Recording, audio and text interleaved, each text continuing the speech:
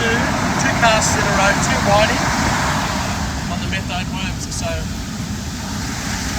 whiting like the worms with the methylated spirits. Maybe they like having a drink. Maybe they like the alcohol.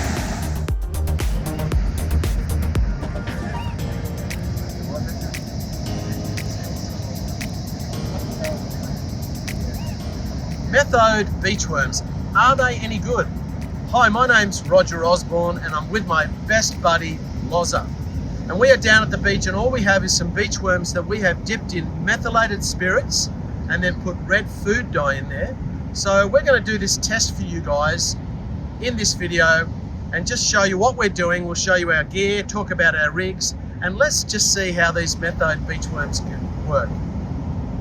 And if you're enjoying my content, remember it's totally free to subscribe and really helps highlight my channel, helps me make more videos just like this. So make sure that you like, subscribe and hit the notification bell. Let's get into it. So Loz, we've got the Metho'd worms. What do you reckon? Well, let's just see how they go. I mean, we've done what they do. We've soaked them in metho and food dye, and they certainly look great. They look like bloodworms. So we didn't have the opportunity to catch freshies this morning because the tide's too high. So we thought, let's do it this way. And we had some, so we thought, well, let's see how good they actually are compared to fresh ones. And what do you think of the water that we've got in front of us, Laurie? Does it look okay? Well, we've scanned it, 200 meters that way, 200 meters that way. This looks like the kitchen right here to me. Yeah. Up there looks a bit barren. We've got a hard moving current moving from left to right, another one moving from right to left, and it seems to be eddying here, but it's pulling out over there. So I reckon where the eddy is, that's where they're going to be held up. Yeah. So that's what we're going to try. This looks really, really good to me. Yeah. And I'm starting to shake. Again. And guys, it seems really foreign actually putting beachworms into methylated spirits. You think, what's the story with that? And when you pull them out, you can really smell the metho on them.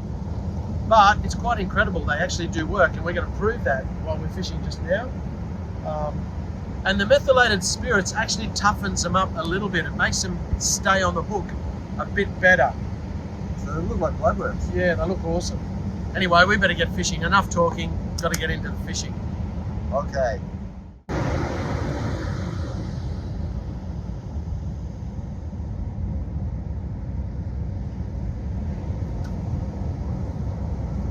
Okay.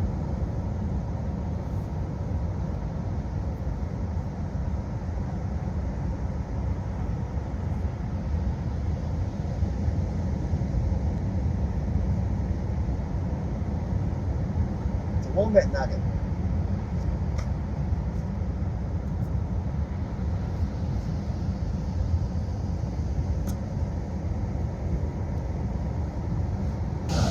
So guys, what we've got is we actually have a setup where we have a parallel sandbank out the back that goes for a fair distance up and down the beach.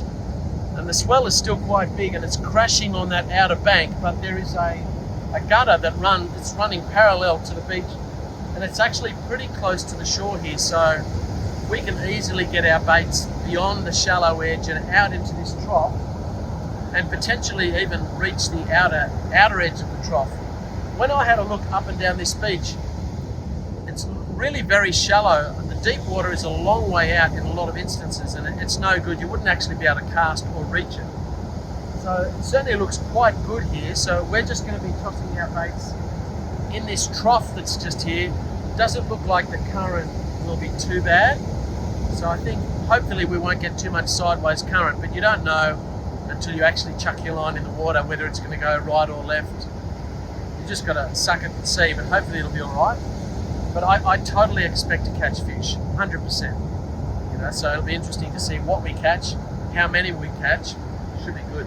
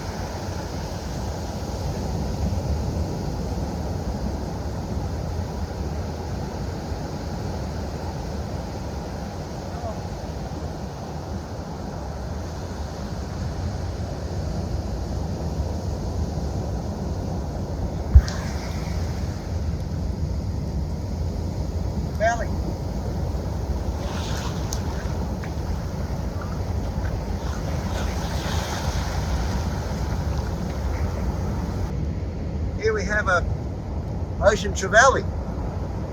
He's grunting. Ow, ow, ow. There we go. I think I'm going to let this guy go because I want a bigger one.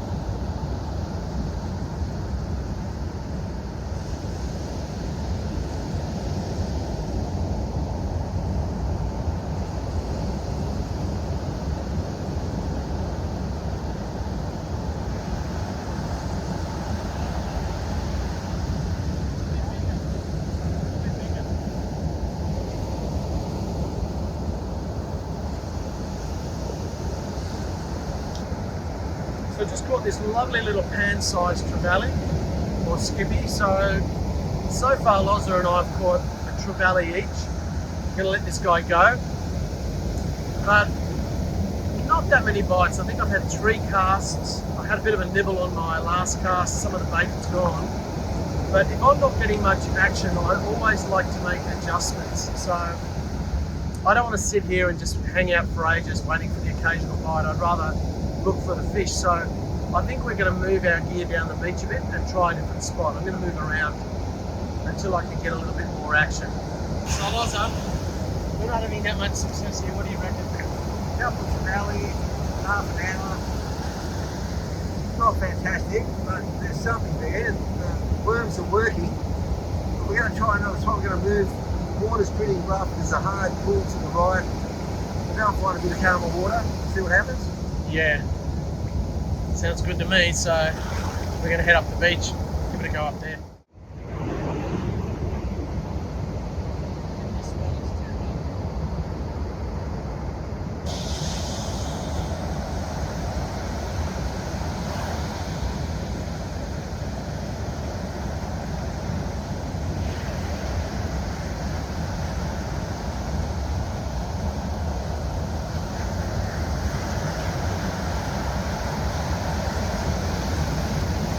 Long way out there. If you're enjoying my videos and they're helping you with your fishing, stick around for a free PDF download with keys from today's session. I put this information together for you guys so that you don't miss a single thing. And also the link will be in the description.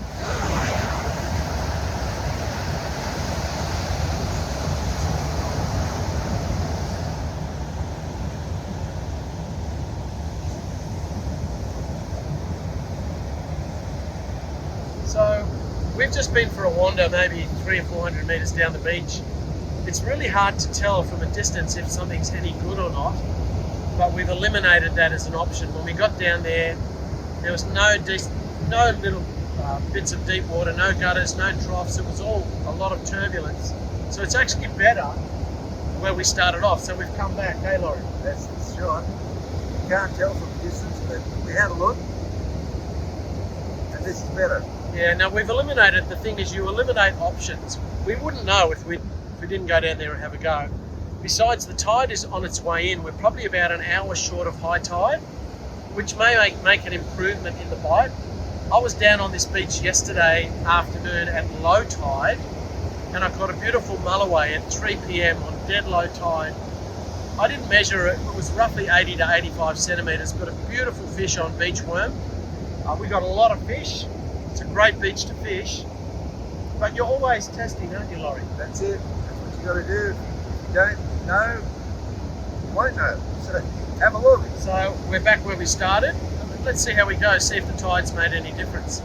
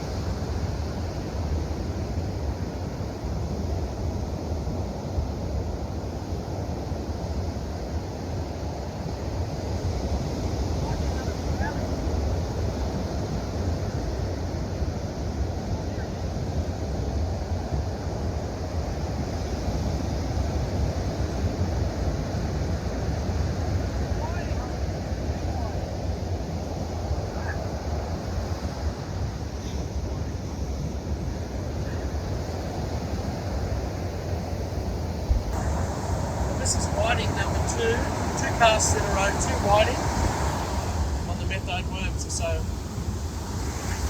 whiting like the worms with the methylated spirits. Maybe they like having a drink.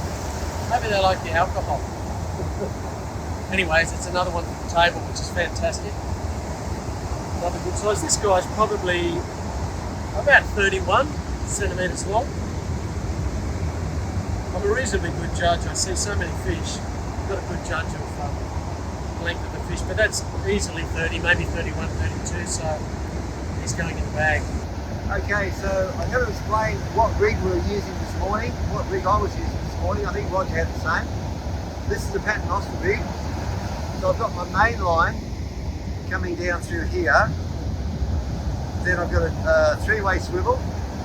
Off that, I've got a fluorocarbon leader with a whiting type hook with a couple of barbs up the top here to hold the worm hook.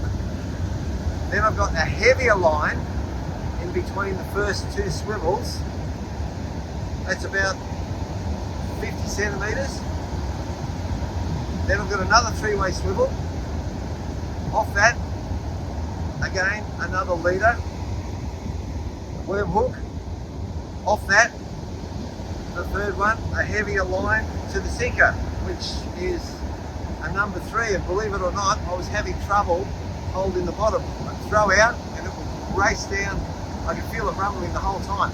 Roger's got exactly the same rig and he was holding still. We're both using 15-pound line. Roger had a very thin diameter 15-pound. This one is an older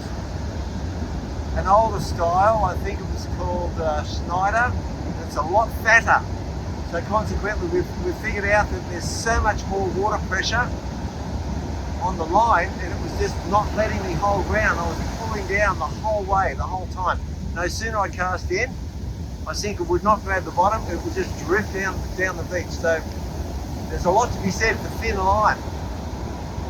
Less water pressure, you'll feel a lot more with it. The heavier it is, the thicker it is, the more doughy it is, and you won't get the feel as you will with the thinner line. Well, we've learned a few things in this session. We've learned that the fish don't mind the Metho'd worms at all. We've caught 2 trevally and 2 whiting.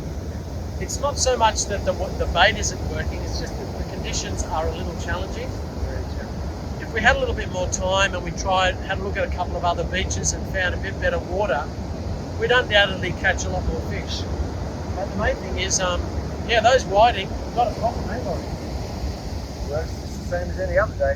Yeah, and the trevally. So, the beauty of being able to do that is that very often we don't have time to catch bait, or the tide is wrong. Like it's a high tide, you can't catch worms at high tide. So if you get some beach worms and you do them with the methylated spirits and red food dye, it means you've got bait in your freezer that is ready to go. So that's a big bonus.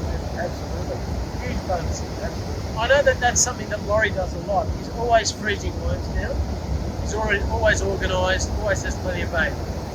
So we really appreciate you joining us this morning in this little adventure for a fish, and we trust that you've learned a few things through our instruction, and we hope to get together again, Ross. Very near future. In the near future, we'll have another fishing adventure and bring you guys along with us as well. So, see you soon. Oh wow, look at that, how beautiful. Colourful and flavoursome. Now that's actually a good sized tailor to minimise the effects of toothy critters. In America they call it cilantro. Look at that, guys. Haha, classic.